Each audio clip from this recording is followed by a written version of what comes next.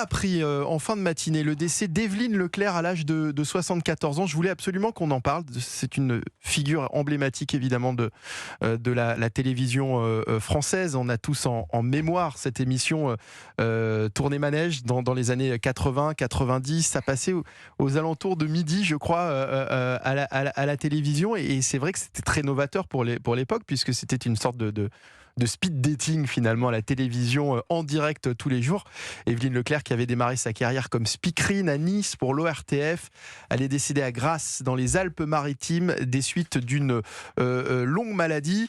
On est avec Fabien Lecoeuvre qui est en ligne avec nous, qui devait être avec nous en studio. Fabien qui est bloqué dans les embouteillages, c'est ce que je disais tout à l'heure, Fabien. Parfaitement, je suis bien bloqué. Je viens du 8e arrondissement et je peux vous dire que là-bas se prépare un champ de bataille avec un hôpital de campagne qu'ils ont installé place Saint-Philippe-du-Roule, avec des ambulances de la protection civile, les pompiers, la police. Enfin, j'ai jamais vu autant de... Ouais, c'est ça. Alors restez sur place pour toute la soirée, s'il vous plaît. Bon, vous avez bien fait de vous mettre dans ce pétrin-là, Fabien. Là, vous êtes dans un sacré bourbier, à mon avis. Vous êtes là pour toute la soirée. Jusqu'à l'année prochaine, peut-être. Non, ça y est, je viens réussir à franchir la porte maillot. Donc voilà, bon. Donc ça roule tout doucement, mais ça roule. Donc on a le temps de parler, vous inquiétez pas. Bon, concernant Evelyne Leclerc, animatrice et speakerine emblématique, évidemment, elle a marqué le paysage audiovisuel dès les années 70, Fabien. Oui, en fait, parce qu'elle démarre réellement sa carrière en télévision avec l'arrivée sur TF1 en 1975. Mais il faut quand même rappeler, elle est d'une génération, ce qu'on appelait les speakerines. Les speakerines, c'était des personnes qui étaient entre un film et une émission de divertissement. Juste après les réclames, elle revenait souvent après le film pour présenter la fin de la soirée, etc.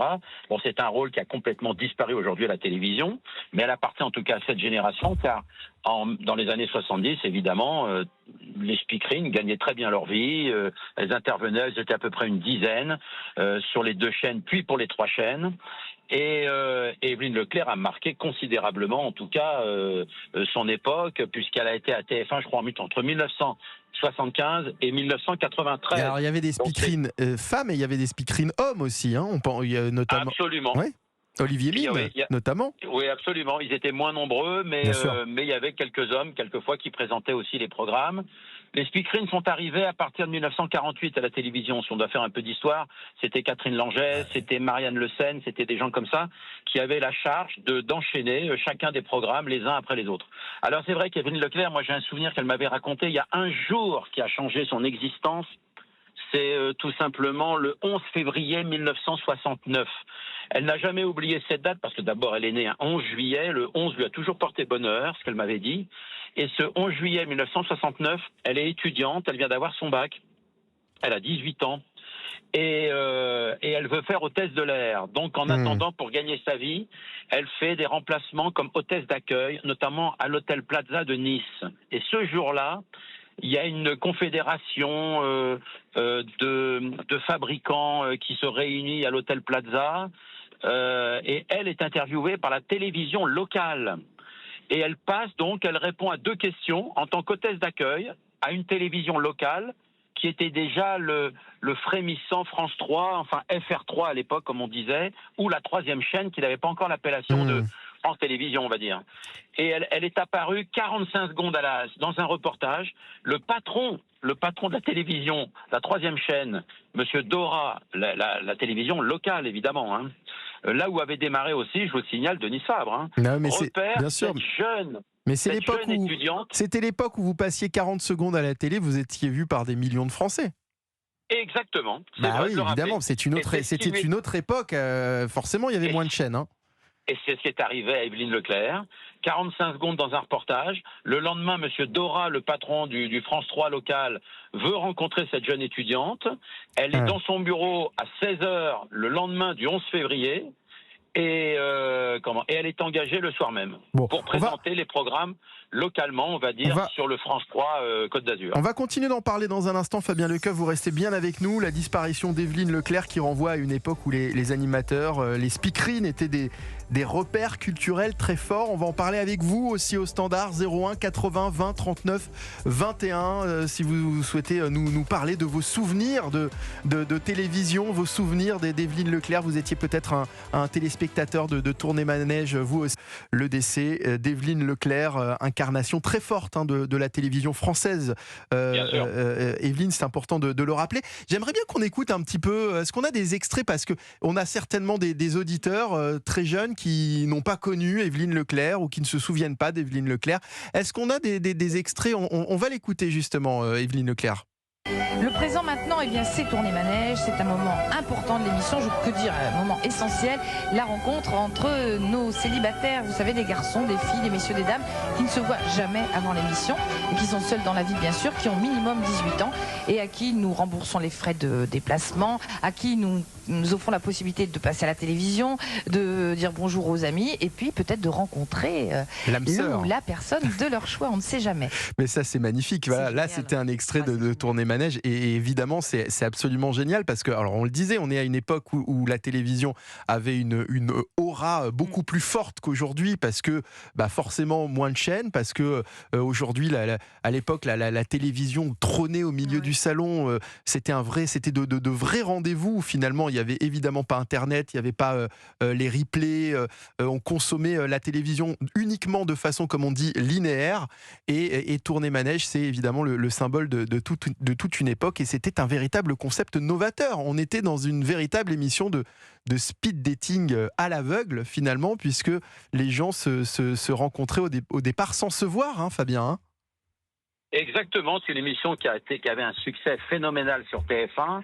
La première est en septembre 1985 jusqu'en 1993. Evelyne Leclerc, accompagnée de Fabienne Egal et de Simone Garnier, vont présenter et de Charlie Oleg. Et de Charlie Oleg qui était au piano, évidemment, bien sûr. On s'en souvient. Et alors c'était un instant magique. C'est la première émission peut-être avec interactivité avec les téléspectateurs, qui donc écrivent à la chaîne pour participer à l'émission, pour essayer de rencontrer l'amour.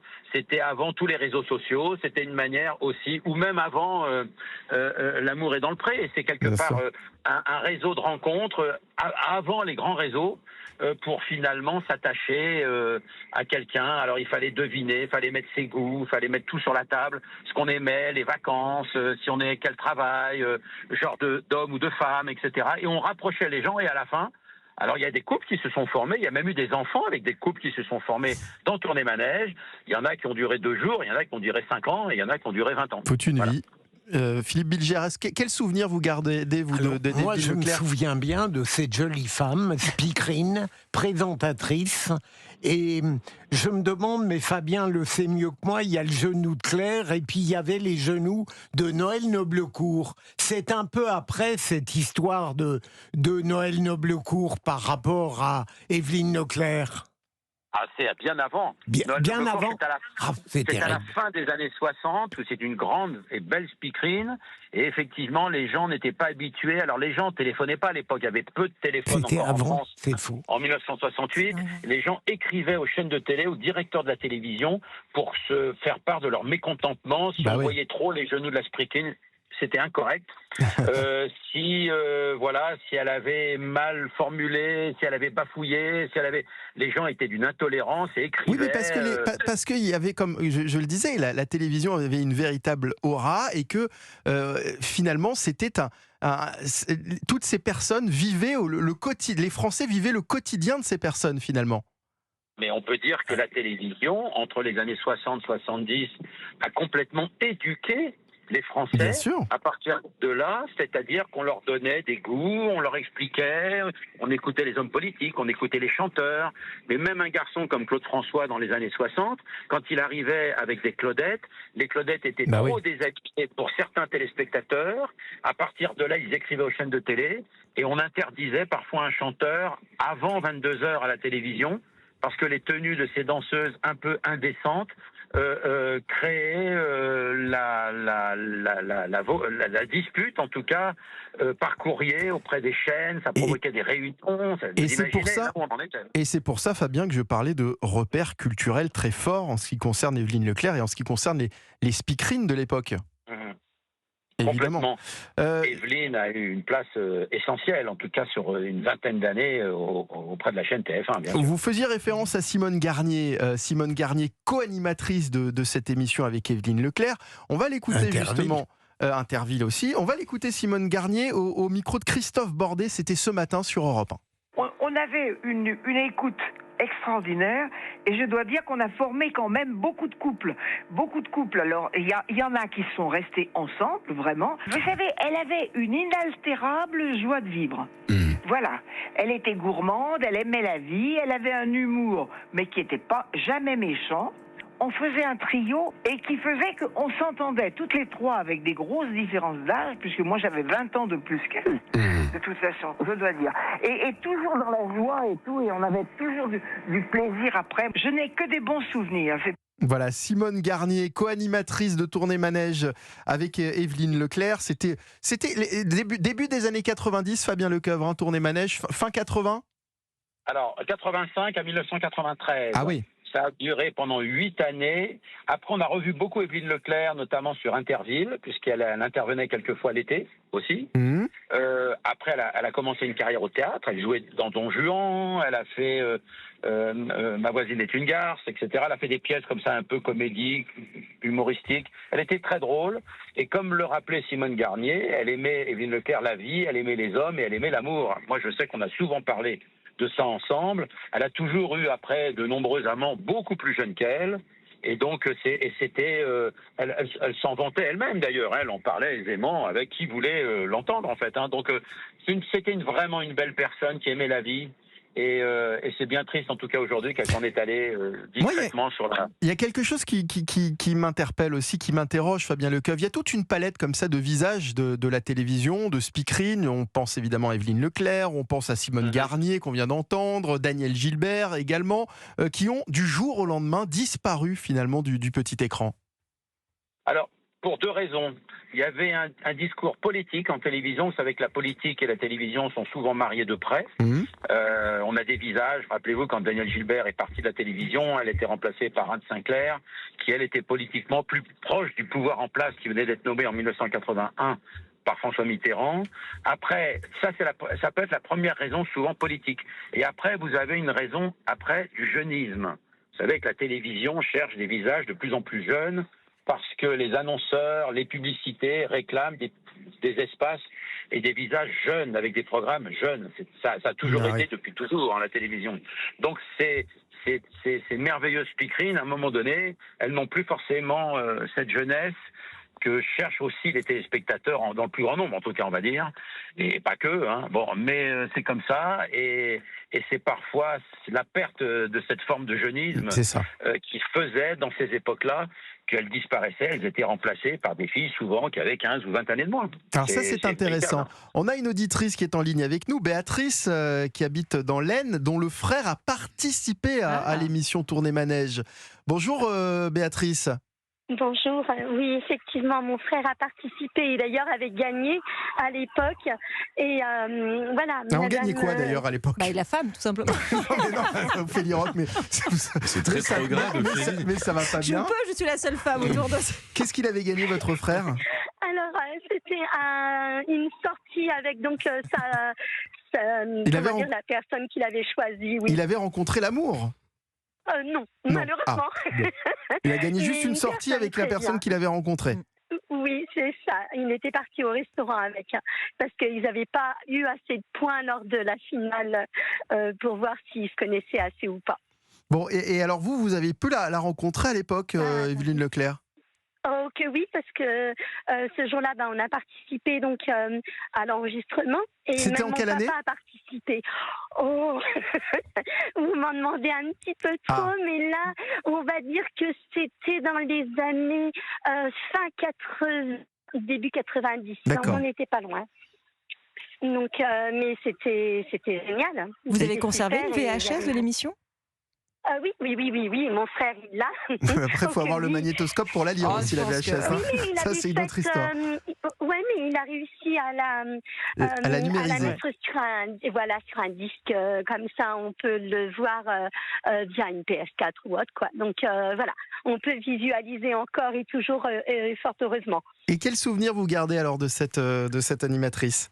Oh, mais c'était une personne en or. Elle était toujours souriante, bienveillante avec les gens. Même mon papa a participé lors des musiques que Charlie Oleg faisait avec son piano. Et elle rigolait tout le temps, mais c'était vraiment une personne extra. Et d'ailleurs, j'ai été touchée quand même de par l'annonce qui a été faite aujourd'hui. Eh bien oui, on comprend bien évidemment, et vous, tout comme de nombreux Français qui nous écoutent. Merci beaucoup Béatrice pour ce témoignage, merci. Et bon réveillon, vous réveillonnez où ce soir ? Je pars sur Villeneuve-d'Ascq, j'habite à Saint-Quentin, mais je pars sur Villeneuve-d'Ascq. Ah, dans la banlieue de Lille ? Dans la métropole lilloise ? Oui, Absolument. c'est ça, je vais aller voir ma petite sœur. Bon, merci, passez de bonnes fêtes, un bon réveillon Béatrice, et merci à Fabien Lecoeuvre également d'avoir été avec nous.